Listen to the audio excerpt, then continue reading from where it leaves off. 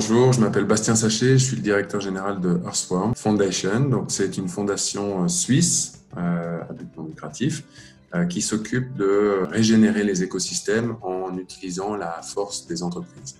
Il y a énormément de facteurs qui font que les choses sont en train de changer. Le facteur principal, je dirais au début, ça a été les campagnes d'ONG activistes, comme celle de Greenpeace par exemple, qui attiraient l'attention sur le décalage qu'il y avait entre un produit de qualité et puis une qualité environnementale et sociale qui était déplorable. Donc ça a fait qu'un certain nombre d'entreprises, de marques se sont dit bon, ben nous, on n'a pas le choix. On a un peu le pistolet sur la tempe, il faut qu'on fasse quelque chose. Donc ces entreprises-là ont commencé à agir très tôt. Et aujourd'hui, ce qu'on observe, c'est qu'il y a une deuxième vague d'entreprises qui réalisent que, avec toutes les données qui font surface aujourd'hui sur l'état des forêts, sur l'état du climat, qui réalisent que finalement ce problème de déforestation, ce problème de dégradation des sols, finalement, c'est un problème qui nous concerne tous. Tout ce qui se passe dans les champs concerne aujourd'hui les gens des villes. Et ce qui se passe en Indonésie concerne les gens en France. On a une prise de conscience qui est beaucoup plus vaste, qui s'opère à l'échelle des marques, qui se disent mais il faut qu'on fasse quelque chose. On ne peut plus négliger ça. Ce mouvement, il a grandi ces 20 dernières années et puis fait que, en amont, les fournisseurs aussi sont obligés de se transformer.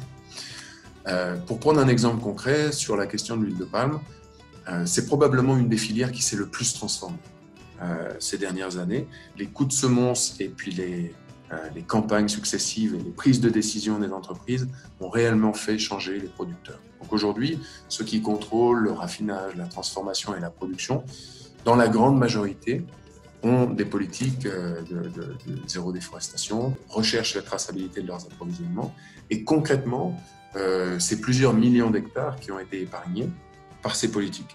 Ce qu'on observe, par exemple, sur ce thème-là, c'est qu'il reste une grande problématique avec les petits producteurs qui, eux, ont un énorme besoin de développement.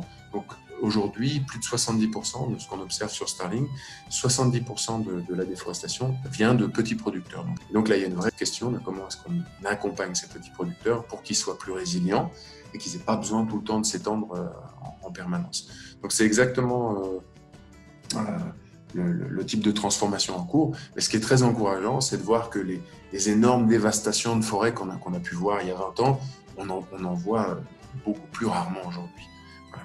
Donc ça montre qu'il y a une transformation et que l'impact d'une demande qui évolue, lorsqu'elle est relayée avec de la traçabilité, avec des actions sur le terrain, peut avoir un impact positif.